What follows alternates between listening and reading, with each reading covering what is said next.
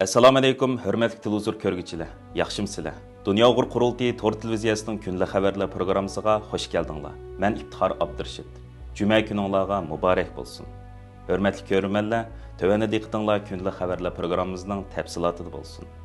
Bugun, ya'ni 20 sentyabr juma kuni Dunyo Uyg'ur qurultiyining o'rinlashtirishi bilan Qurultayning Myanxun shahridagi madaniyat markazida 2014-yildan buyon Xitoy zindonida azob chekayotgan Uyg'ur xalqining jasur o'g'lani Ilhom To'xtining mehribon opasi Nasibxon Qunaxonning g'iyobiy janoza namozi tushirildi va marhumaning ro'yiga, shundaqla Xitoyning zulmi ostida vaqtsiz hayotidan ayrilgan butun shahidlarimizning ro'yiga atab duo tilovat o'tkazildi.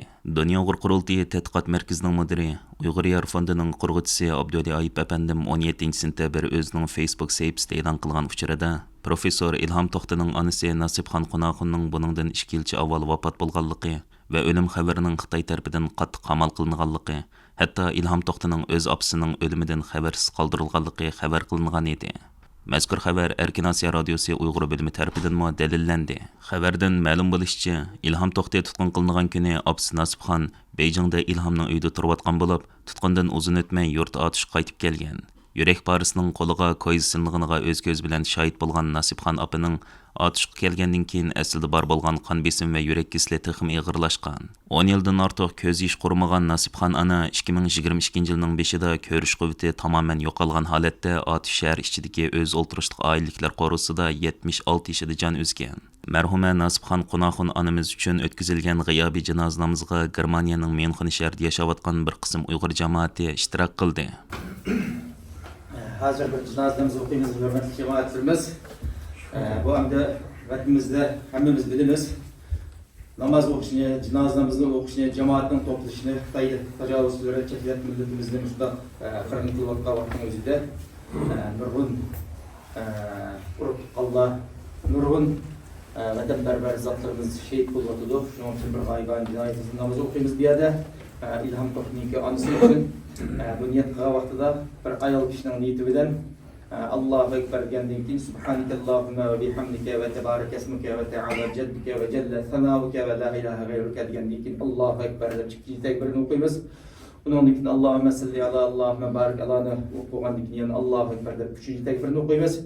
Undan keyin Allohumma astaghfir li hayyina va mayyitina va shahidina va g'aybina degan shu duoni o'qib ayol kishining kelimasi bilan Allohu akbar deb 4-chi takbirni o'qigandan keyin shu takbirni salom berib janozamizni tamom qilamiz. Agar bu janoza duosini bilmasak, sura Fatihani o'qisak ham bo'ladi. Qolgan bilgan duoyimizni o'qisak bo'ladi. Namozdan keyin undan keyin o'qib o'tiramiz. Abdullah Allohdan bir qiroat qilgan bir duo qilib aytsak.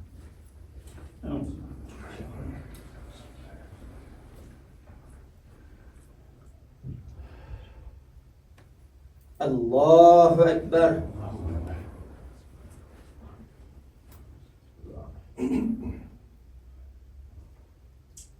Allahu Ekber.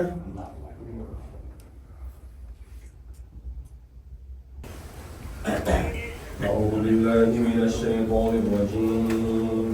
بسم الله الرحمن الرحيم. ياسين والقرآن الحكيم إنك لمن المرسلين على صراط مستقيم.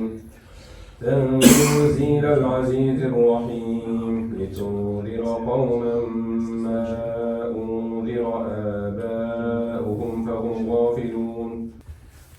بسم الله الرحمن الرحيم. آمين.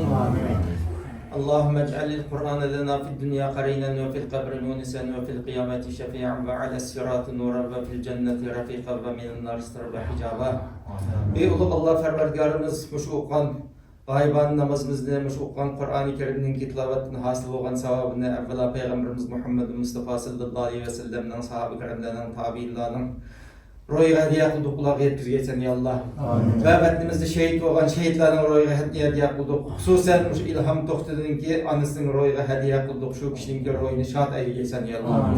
Qabrisini nur qilgaysan ya Allah. Qabrisini jannatning bog'chilaridan bir bog'chi qilib bergaysan ya Allah. Ey Allah, qabrning azobidan, do'zaxning azobidan o'zing saqlagaysan ya Allah. O'z rahmating bilan muomala qilgaysan ya Allah. Ey Allah, Parvardigorimiz, biz sening ojiz bandan Sen bizimki rahmetin seninki alemlerden karşıp doğuşudur ey Allah. Muşu cemaatimizin içinde ata-anası, uruk tuqqanı, kabul karındaşları, akinsi, hadisinlerin dergahına qaytışıp olan karındaşlarımızın mu? Şulanın royuna hediye kıldık şulağıma öz rahmetin bilen muamele kılaysan ey Allah. Ey Allah ferverdigarımız, aşı vatnimizdeki halkımızga zulüm kılıp atkan şulağa İskence kılıbattan şu zalim Xitaydan ibaret şu zalimlarını yağını yeksan kılıp geçsen ey Allah. Ey Allah ferverdigarımız şu vatnimizdeki şu halkımızga bizden hürlik, erkinlik ata kılgaysan, bizden nusrat ata kılgaysan ey Allah. Ey Allah ferverdigarımız biz sana da yardım talep, senden de yardım talep kılmız, sana da sığınımız, senden başka bizden medetkarımız yok ey Allah. Bizi yardım kılgaysan ey Allah. Allahümme Rabbena atina fid dünya hasene ve fil ahireti haseneten ve qina azaben nar. Billahi Teala el-Fatiha.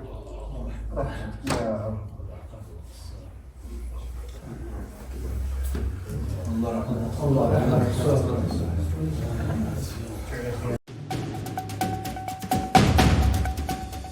Kanadaның 10 мың ұйғыр мұсапырны Канадаға орынлаштырыш планының бежіріліш қадамының асты болып атқанлығына dair xabarlari qarta Kanada köçmənlər, musafirlar və vətəndaşlıq ministerliyi 19 sentyabr Erkin Asiya Radiosu Uyğur bölümüge yazım bayanat əvətib inkas qaytırdı. Yazım bayanatda Uyğur musafirlərinin iltimasının davamlı qabul qılınıyatqanlığı, becerilayotganligi va qabul qilingan musofirlarning Kanada jamiyatiga moslashish uchun zarur bo'lgan o'rinlashtirish mulozamatlariga erishadiganligi bildirilgan. Kanada ko'chmanlar, musofirlar va vatandoshlik ministrligining bayonotchisi Michel Kalbert xonimning 19 sentyabr avatgan bu vaqtdagi yozma bayonotida qayd qilinishicha, musofirlarning salomatligi va bexatarlik sababli qadam bosqichliq va ehtiyotkorlik bilan boshlangan qabul qilish xizmatining xatarsiz va izchilligi namoyon bo'lgan hamon yo'llash ham qabul qilish ishi tixim ko'paytirildi ekan. Navbatda Kanadaning bu yil yanvar oyidan boshlab yo'l qo'yishga boshlagan 10 ming Uyg'urni Kanadaga o'rinlashtirish planining rasmiy ijro qilinishiga boshlanganiga 9 oydan ishib qolganligi ma'lum. Afsuski, qabul qilish xizmati boshlangan bo'lsa-mu, ammo hozir qadar biror Uyg'urning Kanadaga qadam qo'ymasligi qabul qilish xizmatining bekma osti bo'layotganligiga dair gumonlarni tixim kuchaytgan. Holbuki, Kanada ko'chmanlar, musofirlar va vatandoshlik ministerligi yozim bayonotida ko'rsatilishicha, qabul qilish xizmatining ehtiyotkorlik va qadam bosqichli holda elib berilishi uchinchi davlatlardagi Uyg'ur musofirlarining bexatarlik masalasi bilan munosabatli ekan. Bayonotda mundaq deyilgan: Kanada uchinchi davlat yashaydigan va qo'g'dashga muhtoj bo'lgan Uyg'ur va boshqa turkiy musulmonlarni bexatar panohgoh bilan ta'minlamoqda. İltimas tasdiqlangan kishilar o'rinlashtirish mulozimatiga erishib, ularning Kanadaning sharoitiga va turmushiga moslashishiga yordam berildi. Bizning eng muhim vazifamiz Xitoy qaytarilishidan qo'rqib yashayotgan chet ellik Uyg'ur va boshqa turkiy musulmonlarning bexatarligi ham xotirjamligidir. Shunglashqa biz bu jihatdagi xizmatimizni qadam bosqichliq ham ehtiyotkorlik bilan boshladik. Bu usulning bexatarligi va izchilligi aniq bo'lgan hamon biz hamkorlashuvchilarimiz bilan birlikda yo'llash va qabul qilishni ko'paytimiz. Tirishchiligimizni asta-asta va astoydillik bilan boshlaymiz. Bu usulning bexatar va imkoniyatli sijilligi bayqalgan hamon biz hamkorlashuvchilar bilan birlikda avatish va qabul qilishni ko'paytimiz. Bu Kanada parlamentining 2023-yil 2 oyda 10 ming Uyg'ur musofirni Kanadaga o'rinlashtirish planini mutlaq ko'p ovozda ma'qullab, hukumatning rasmiy xizmat kun tartibiga qo'ygandan beri Kanada ko'chmanlar, musofirlar va vatandoshlik ministerligining tunji qitim taratqularga 10 ming Uyg'urni qabul qilish xizmatining taraqqiyot ahvolidan ma'lum berishidir. Holbuki Kanada Federatsiya hukumatining 2023-yil e'lon qilgan Kanadaning 2024 va 2026 yillik musofir qabul qilish plani ichiga 10 ming Uyg'urni kirgizganligi, shundaqla Kanada parlamentiga 10 ming Uyg'urni qabul qilishning konkret planlarini sunganligi ma'lum. Kanadadagi Uyg'ur musofirlar planiga bevosita aralashayotgan Kanada Uyg'ur haqlarini qo'g'dash qurilishining direktori Mehmet To'xtapandimning bildirishicha, ular bu yilning oxirlari qadar dastlabki bosqichda qabul qilingan 500 dak Uyg'urning Kanadaga yetib kelishini kutmoqda ekan. Mehmet To'xtapandim navbatda Kanada hukumatining 50-60 dak iltimosining rasmiyatini bitirib, Kanadaning Turkiyada turishliq elchixonasiga avatganligini bildirdi. Lekin Mehmet To'xtaning qayd qilishicha, rasmiyat buninglik bilan oxirlashganlikdan derak bermaydi ekan. Oxirgi bosqichda Kanada elchixonasi musofirlarni suhbatga chaqirib, ularning kimligini muayyanlashtirish, salomatlik tekshirish elib berish va barmoq izi ilishdak bir qator rasmiyatlar bajarildi ekan. Holbuki, kerakli rasmiyatlarning to'liq bajarilib, 500 Uyg'ur musofirning bu yil ichida Kanada qadam qo'yishiga bu yilning keyingi yarmidagi cheklik vaqtning imkon berish bermasligi ma'lum emas ekan. Kanada ko'chmanlar, musofirlar va vatandoshlik ministerligining bildirishicha, ular xalqaro muhitning murakkabligi va o'zgarishchanligi sababli jonliq vaqt jadvali qo'llanmoqda ekan. Shun ular iltimos qiluvchilarni xatar qo'ymaslik uchun qabul qilish xizmatining taraqqiyotidan yanama ilgirlab uchur berilmaydiganligini aytgan. Bayonotda mundaq deyilgan: biz mashg'ulot qilayotgan murakkab, mo'lcharligili bo'lmaydigan va o'zgarib turadigan xalqarалық muhit sababidan jonliq amaliyalashtirish vaqt jadvali qo'llandik.